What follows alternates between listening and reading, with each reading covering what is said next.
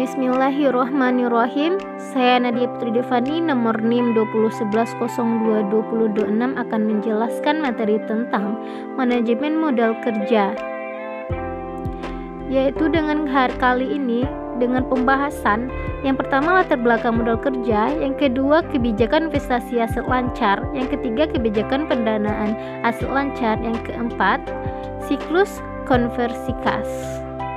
Di mana yang pertama latar belakang modal kerja. Istilah modal kerja berawal dari pedagang keliling di Amerika Utara yang memenuhi kereta kudanya dengan barang dan pergi berkeliling menjajakan dagangannya. Barang-barangnya disebut dengan modal kerja. Karena itulah yang sebenarnya ia jual atau diputar untuk menghasilkan laba. Yang kedua, kebijakan investasi aset lancar. Ada 3 alternatif kebijakan terkait dengan ukuran kepemilikan aset lancar. Yang pertama, kebijakan investasi longgar, yaitu jumlah uang tunai yang relatif besar, surat berharga, dan persediaan dilakukan, serta kebijakan kredit liberal yang menghasilkan tingkat piutang yang tinggi.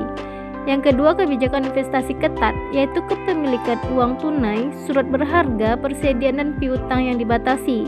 Yang ketiga, kebijakan investasi moderat, yaitu kebijakan investasi antara kebijakan yang longgar dan dibatasi. Dengan kebijakan tersebut, kita dapat menggunakan persamaan DuPont untuk mengevaluasi dampak manajemen modal kerja pada ROE dengan rumus ROE sama dengan margin laba dikali perputaran aset modal dikali multiplier ekuitas. Dengan rumus lain, laba neto per penjualan dikali penjualan dibagi aset dibagi ekuitas. Kebijakan ketat atau lean and mean mengidentifikasikan tingkat aset yang rendah yang menghasilkan ROE tinggi, dengan hal lain dianggap tetap.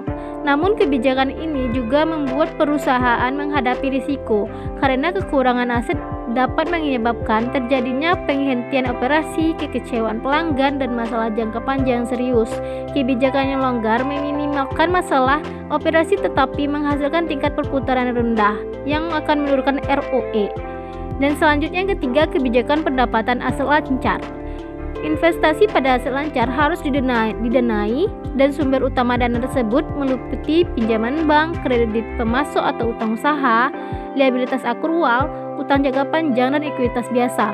Masing-masing sumber ini memiliki keunggulan dan kelemahan, sehingga setiap perusahaan harus memutuskan mana yang merupakan sumber yang terbaik untuknya. Ada beberapa pendekatan. Yang pertama, pendekatan penyusun waktu jatuh tempo. Yang kedua, pendekatan agresif. Yang ketiga, pendekatan konversif. Yang keempat, memilih pendekatan yang tepat. Selanjutnya, siklus konversi kas. Siklus konversi kas atau cash conversion cycle atau CCC adalah lamanya waktu dana terikat dalam modal kerja atau lamanya waktu antara membayar uang tunai dari penjualan modal kerja. Yang pertama, menghitung target siklus konversi kas dengan menghitung siklus konversi kas Great Fashion ENC yang akan menggabungkan ketiga periode sebagai berikut. Yang pertama, periode konversi persediaan adalah 60 hari yang dibutuhkan untuk menjual barang dagang. Yang kedua, periode penerimaan rata adalah periode yang waktu diberikan kepada pelanggan untuk membayar barang setelah penjualan. Yang ketiga, penjualan penangguhan hutang yang berapa waktu diberikan oleh pemasok Great Fashion ENC. Yang kedua, dengan menghitung siklus konversi kas dari laporan keuangan. Dengan beberapa metode dari menghitung target siklus konversi kas, kita menghitung dulu berapa konversi persediaannya dengan rumus persediaan dibagi beban pokok penjualan per hari. Yang kedua, dengan periode penerimaan rata-rata dengan rumus piutang dibagi penjualan per 365 hari.